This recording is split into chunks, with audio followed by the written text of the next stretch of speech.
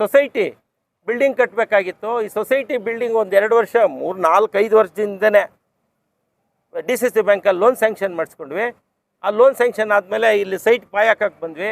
ಪಾಯ ಹಾಕಿದಾನಿಂದ ಕೆಲವರು ಇಲ್ಲಿ ಬಿಲ್ಡಿಂಗ್ ಕಟ್ಟಬಾರ್ದು ಅಂತೇಳಿ ಆ ಕಡೆ ಗಲಾಟೆ ಈ ಕಡೆ ಗಲಾಟೆ ಸುತ್ತು ಗಲಾಟೆ ಮಾಡಿ 1.5 ವರ್ಷ ತಳ್ಳಿದ್ರು. ಅಷ್ಟೊತ್ತಿಗೆ DCC ಬ್ಯಾಂಕ್ ಲೋನು ಶಾಂಕ್ಷನ್ ಆಗಿದ್ದು ಟರ್ಮ್ ಮುಗಿದೋಯ್ತು ಅಂತ ವಾಪಸ್ ಹೋಯ್ತು. ಆದರೂ ಏನೋ ಕಷ್ಟ ಬಿದ್ದು ಈ ಬಿಲ್ಡಿಂಗು ಕಟ್ಟಿದ್ವಿ. ಇನ್ನೂ 30 ಲಕ್ಷ ರೂಪಾಯಿ ನಾವು ಕಾಂಟ್ರಾಕ್ಟ್ರಿಗೆ ಬಾಕಿ ಇದ್ದೀವಿ. ಈಗಲೂ 1.30ರಲ್ಲಿ ಅವ್ರಿಗೆ ಒಂದೇನೋ ಸೇರಿದ್ದು, ಇನ್ನೂ 30 ಲಕ್ಷ ರೂಪಾಯಿ ಬಾಕಿ ಇದೆ. ಇಲ್ಲಿ ಯಾವುದು ಕದ್ದಿಲ್ಲ. ಆಮೇಲೆ ಈ ಇಷ್ಟು ಜನ ಹೆಣ್ಮಕ್ಳಿಗಾಗಲಿ ಅಥವಾ ರೈತರಿಗಾಗಲಿ ನಾವು ಸಾಲ ಕೊಟ್ಟಿದ್ವಲ್ಲ 10 ವರ್ಷದಿಂದ, ಹೆಣ್ಣು ಮಗುವನಾಗಲಿ ಇವರನ್ನಾಗಲಿ 100 ರೂಪಾಯಿ ಈ ಸಂಘದ ಆಡಳಿತ ಮಂಡಳಿ ಅವರಿಂದ ಲಂಚ ತಗೊಂಡು ಲೋನ್ ಕೊಟ್ಟದಂತೇಳಿ ಯಾರಾದರೂ ಸಾಬೀತುಪಡಿಸಿರಿ. ಇಷ್ಟು ಜನ ರೈತರವ್ರಿ, ಇವರೆಲ್ಲ ರೈತರೇ.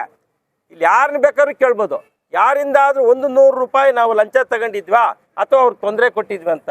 ಅವರೆಲ್ಲ ಖುಷಿ ಪಡ್ತಾ ಇದ್ದಾರೆ. ನಮ್ಮ ರೈತರೆಲ್ಲನೂ ಹೋಬಳಿನಲ್ಲಿ 40 ಹಳ್ಳಿ ಬರ್ತದೆ, ನೀನು ಬಂದಲೇ ಅಭಿವೃದ್ಧಿ ಮಾಡಿದ್ಯಾ, ನಮಗೆಲ್ಲ ಅನುಕೂಲ ಆಗಿದೆ, ನೀನೇ ಮುಂದಕ್ಕೆ ಇರಬೇಕು, ನಾಳೆ ಎಲೆಕ್ಷನ್ ಇರೋದ್ರಿಂದ ನೀನೇ ಕಂಟಿನ್ಯೂ ಆಗು, ನೀನೇ ಅಧ್ಯಕ್ಷನಾಗು, ಇನ್ನೂ ಅದನ್ನು ಸರಿಪಡಿಸು ಅಂತೇಳಿ ಹೇಳಿದ್ದಕ್ಕಿಂತ ಏನಾಯಿತು, 3 ದಿವಸದಿಂದ ಹೋಬಳಿ 40 ಹಳ್ಳಿಗೆ ಓಡಾಡೋಕ್ಕೆ ಶುರು ಮಾಡಿದರು. 40 ಹಳ್ಳಿನಾಗ ರೈತರು ಇಲ್ಲಿ ಸಾಲ ಪಡ್ಕೊಂಡಿರೋರು, ಇಲ್ಲಿಂದ ಉಪಯೋಗ ಪಡ್ಕೊಂಡಿರೋರು ಮುನ್ರಾಜಪ್ಪನ ಪರವಾಗಿ ಎಲ್ಲರೂ ಮಾತನಾಡೋಕ್ಕೆ ಶುರುವಾದರು. ಮುನ್ರಾಜಪ್ಪನ ಏನಾದರೂ ತಡೆ ಕಟ್ಟಬೇಕು, ಎಲೆಕ್ಷನ್ನಲ್ಲಿ ಜನಗಳನ್ನ ಎತ್ಕಟ್ಟಬೇಕು, ಆತನಿಗೆ ಓಟ್ ಹಾಕ್ದಿರ ಮಾಡಬೇಕು ಅಂತೇಳಿ ತಪ್ಪು ಮಾಹಿತಿ ಸುಳ್ಳು ಮಾಹಿತಿ ಇಟ್ಕೊಂಡು ನಾನು ಕೋಲಾರದಾಗ ಕಟ್ತಾ ಇರೋ ಮನೆ, ನಮ್ಮ ಬೈಪಾಸಲ್ಲಿ ಇರೋ ಜಮೀನು ಮತ್ತು ಈ ಬಿಲ್ಡಿಂಗ್ದೆಲ್ಲ ಇದಾಕಿ ನನ್ನ ಫೋಟೋಗೆ ಹಾಕಿ ಇಲ್ಲಿ ಇವತ್ತು ಸುಳ್ಳು ಆಪಾದನೆ ಮಾಡಿದ್ದಾರೆ. ವಾಟ್ಸಪ್ಪಲ್ಲಿ, ಫೇಸ್ಬುಕ್ಕಲ್ಲಿ, ಯೂಟ್ಯೂಬಲ್ಲಿ. ಅದು ಸತ್ಯಕ್ಕೆ 100 ಸುಳ್ಳು. ಅಧ್ಯಕ್ಷರಾಗಿದ್ದಂತಹ ಕಾಜಿಕಲ್ಲಹಳ್ಳಿ ಮುನ್ರಾಜ್ ಅವರ ವಿರುದ್ಧ ಏನು ಆರೋಪದ ಪಟ್ಟಿನೇ ಬರ್ತಾ ಇದೆ.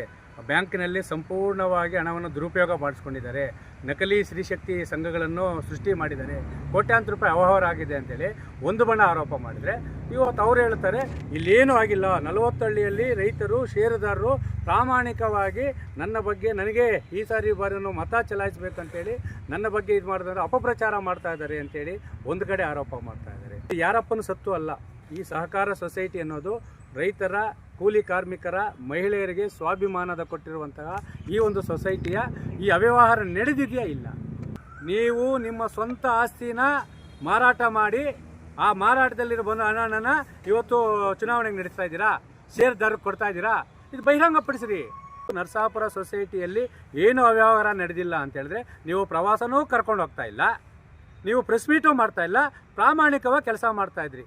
ಇವತ್ತು ನರಸಾಪುರ ಸೊಸೈಟಿಯಲ್ಲಿ ಪ್ರಾಮಾಣಿಕವಾಗಿ ಅಲ್ಲಿ ಅಧ್ಯಕ್ಷರಿರ್ಬೋದು, ಸದಸ್ಯರಿರ್ಬೋದು, ನಾವು ಯಾವುದು ಭ್ರಷ್ಟಾಚಾರ ಮಾಡಿಲ್ಲ, ನಾವು ಪ್ರಾಮಾಣಿಕವಾಗಿದ್ದೀವಿ, ನಮ್ಮ ತಾತ ಹಾಕಿದ ಜಮೀನಿನಲ್ಲೇ ಕೃಷಿ ಮಾಡಿಕೊಂಡು ನಾವು ಬದುಕ್ತಾ ಇದ್ದೀವಿ, ಯಾರಿಗೂ 10 ಪೈಸೆ ಕೊಟ್ಟಿಲ್ಲ ಅಂತ ಹೇಳಿದರೆ ದುಡ್ಡು ಎಲ್ಲಿ ಬಂತು?